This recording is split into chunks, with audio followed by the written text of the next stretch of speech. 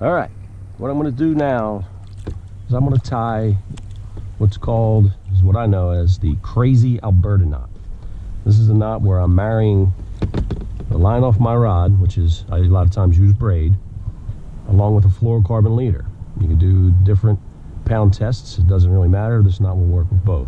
The trick is to make a loop with your fluorocarbon leader, take the line off your rod, put it through. I grab it with my teeth and pull it nice and tight, and I pinch it where that is. Now I'm holding and using my thumb and forefinger and going around 6 or 7 times. 1, 2, 3, 4, 5, 6, and I'll do 7. And then pinch it at that end and start back the other way.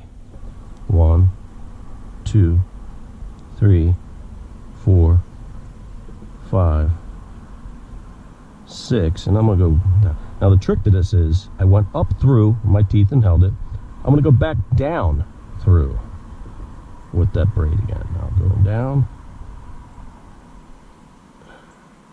pull it like anything. I wet a line, and as you pull this, you'll see it become a Chinese finger torture knot.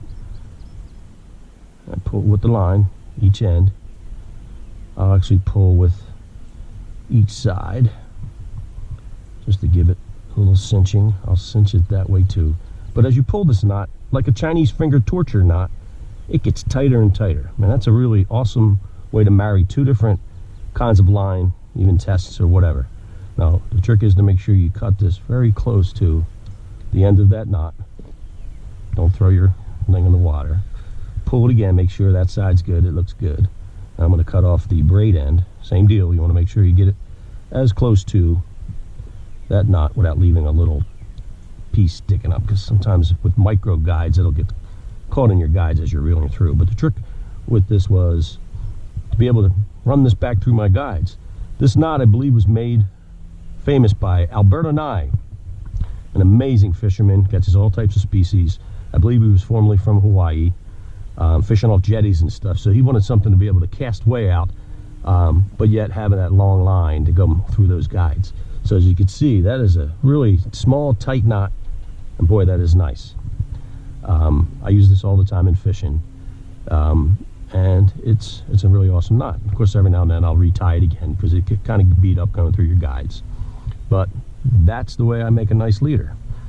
Now, when I'm bass fishing, I can do like 12 feet of this, so that I don't have to keep adding leader. I have a lot of line through here, and I just keep cutting off and retying my knots, and I have a lot more and a lot more and a lot more. I'm going to be using a whopper plopper today. The next knot I'm going to do is a Palomar knot. So I round the line through. You could double it over and stick it through the eyelet, but the easier way is to run it through once, run it back through again.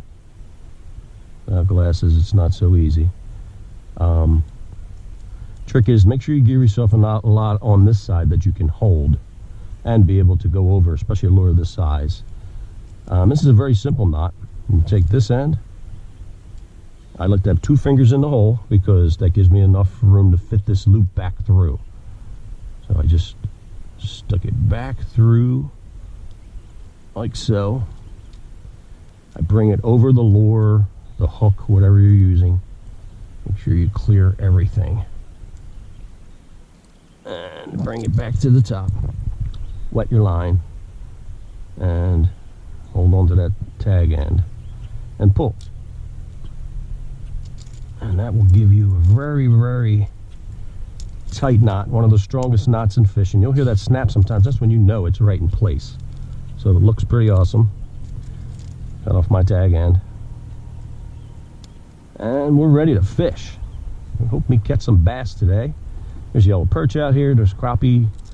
I got some stuff for catfishing for a little bit later. I'm out here testing out Amy's new hummingbird. She was so gracious enough to let me use this. We're still trying to figure it out. But wish me luck. That was tying a Palomar. And I just did a Crazy Alberto knot as well. Thank you, Alberto Knie, for such a great knot. Have fun fishing.